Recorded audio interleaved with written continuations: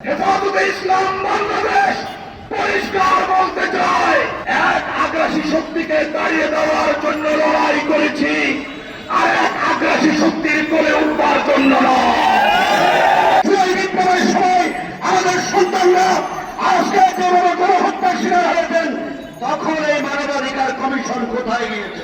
এই সময়ে মানবাধিকার কমিশনের অফিস স্থাপন করার বাংলাদেশের স্বাধীনতা সার্বভৌমত্বের উপরে চরমভাবে আঘাত করা। হৃদয়ে আমাদের সবার রক্তক্ষরণ হচ্ছে। আমরা চরম উদ্বেগ উৎকণ্ঠার মধ্যে সময় আগে জুটতেছে কি ট্রাম্প প্রশাসনকে এইরকম একটা অবাস্তব সিদ্ধান্ত উপহার দেওয়ার জন্য গণঅভ্যুত্থান হয় নাই। আমাদের দামাল ছেলে এই জন্য বুকের রক্ত দেয় নাই। আমাদেরকে মনে রাখতে হবে, এই সিদ্ধান্ত বাতিল করবার জন্য অন্তর্বর্তী সরকারকে বাধ্য করবার জন্য যে কঠোর কর্মসূচি দেওয়া লাগে, হেফাজতে ইসলাম বাংলাদেশ বাধ্য হবে কর্মসূচিকে ক্লিয়ার করতে।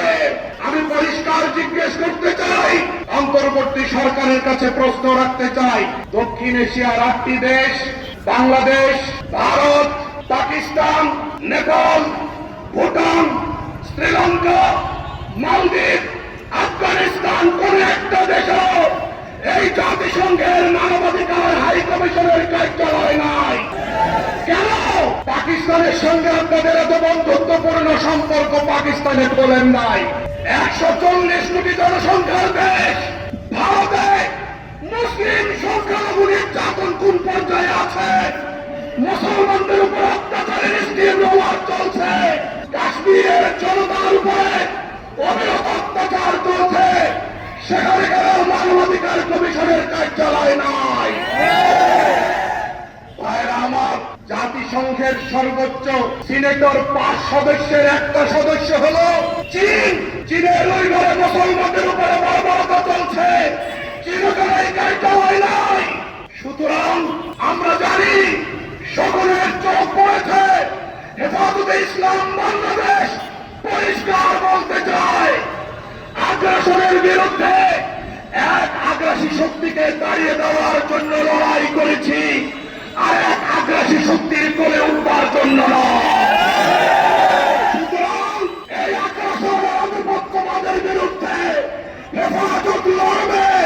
সেই লড়াইয়ে আপনারা কারা কারা প্রস্তুত হাত দেখতে চান? আমরা শুনতে পাচ্ছি জাতিসংঘ মানবাধিকার কমিশনের কার্যালয় স্থাপনের জন্য ডক্টর ইউনূস সরকার নীতিগত সিদ্ধান্ত নিয়েছেন। বাংলাদেশে কোন কারণে মানবাধিকার কমিশনের অফিস স্থাপন করতে হবে? আমাদের প্রশ্ন। বাংলাদেশে পিলখানা হত্যাকাণ্ড হল 2013 সালে 7বার গণহত্যা চালিয়েছে আওয়ামী খুনি হাসিনা সরকার। 21 সালে কসাই মজির আগমনকে কেন্দ্র করে আমাদের বাইরের রক্তের রাস্তা বন্দিত হল। এদেশের হাজার হাজার আলেম বাংলায় হয়রানি শিকার হল। 2000 অধিক আলেম জেলে বন্দি থাকলো। জুলাই বিপ্লবের সময় আমাদের সন্তানরা আজকে যেভাবে গণহত্যার শিকার হয়েছেন, তখন এই মানবাধিকার কমিশন কোথায় গিয়েছে? সুতরাং কান মে কুছ কালা হয়। এই সময়ে মানবাধিকার কমিশনের অফিস স্থাপন করার অর্থ হল বাংলাদেশের স্বাধীনতা সার্বভৌমত্বের উপরে চরমভাবে আঘাত করা। এটা ভারতীয় চক্রান্ত, হতে না।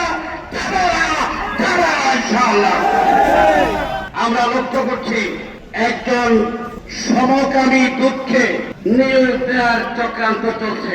আমরা সরকারকে মিডিয়ার মাধ্যমে জানিয়ে দিতে চাই, বাংলাদেশের ফৌজদারি দণ্ডবিধি 1860 ধারার 377 অনুচ্ছেদ অনুযায়ী অপ্রাকৃতিক যৌন সম্পর্ক বা সমকামিতা শাস্তিযোগ্য অপরাধ। সুতরাং বাংলাদেশের দণ্ডবিধি অনুযায়ী এই অপরাধকে জাতিসংঘের কোন দূতকে এনে চক্রান্ত করা হবে। শেষ কথা হল, আমরা অন্তর্বর্তীকালীন সরকারকে স্পষ্ট ভাষায় জানিয়ে দিতে চাই, বিদেশি কোন চক্রান্তের কারণে বাংলাদেশের স্বাধীনতা বিপন্ন হবে। বাংলাদেশের সভ্য সংস্কৃতি সভ্যতা তাদের সমর্থন পঞ্চগড় চক্রান্ত হবে।